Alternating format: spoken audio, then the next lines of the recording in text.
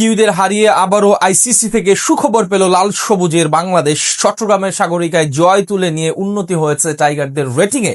ওয়ানডের পর এবার টি-20তেও বড় লাফ দিয়েছে লিটন দাসের দল। 3 ম্যাচের সিরিজের প্রথম ম্যাচ জিতে নিয়ে তবে আইসিসি রেটিংয়ে কেমন সুখবর পেল টাইগাররা, রেটিং পয়েন্ট বা কত বাড়লো, তার বিস্তারিত থাকছে প্রতিবেদনে। ফরম্যাট বদলালেও ম্যাচের ফলাফলে পরিবর্তন আসেনি এক চুলো। সাগরিকার পারে আবারও জয়ের হাসি এসেছে লাল সবুজের বাংলাদেশ।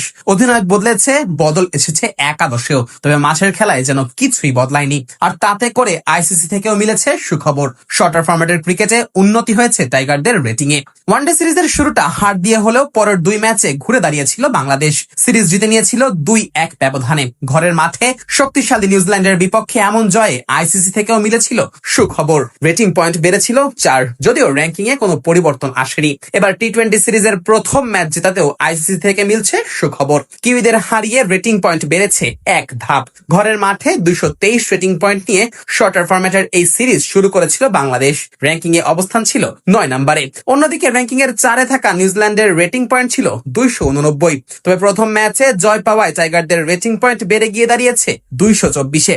সাগরিকার পারে ঋষাদের ঘূর্ণি জাদু আর মাঝের ওভারে টাইট বোলিং এর সুবাদে কিউইদের 182 রানেই আটকে দেয় বাংলাদেশ। যেখানে একটা সময় মনে হচ্ছিল বাংলাদেশের বোলারদের নাকানি চুবানি খাইয়ে 200-র বেশি রান তুলে ফেলবে কিউইরা। তবে মাঝের ওভারে টাইগারদের নিয়ন্ত্রিত বোলিং এ কোণঠাসা হয়ে যায় সফরকারীরা। থামতে হয় 182 রানেও। বড় টার্গেটে অতীত ইতিহাস কখনোই পক্ষে ছিল না বাংলাদেশের, তবে এদিন অবশ্য সেই ইতিহাসটাই নতুন করে লিখেছে লাল সবুজেরা। বড় টার্গেটেও যে বাংলাদেশ ম্যাচ জিততে পারে সেটাই চোখে চোখ রেখে দেখিয়ে দিয়েছেন তাওহিদ হৃদয়, পারভেজ হোসেন ইমন, শামীম হোসেন পাটোয়ারিরা। মাঝের ওভারগুলোতে উইকেট বাঁচিয়ে কিভাবে রান করতে হয় সেটাও প্রমাণ করে দিয়েছে বাংলার ব্যাটাররা। আর তাতে ফলাফল গেছে টাইগারদের পক্ষেই।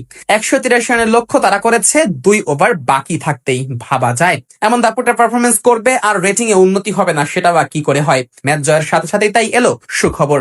রেটিং পয়েন্টে এলো উন্নতি।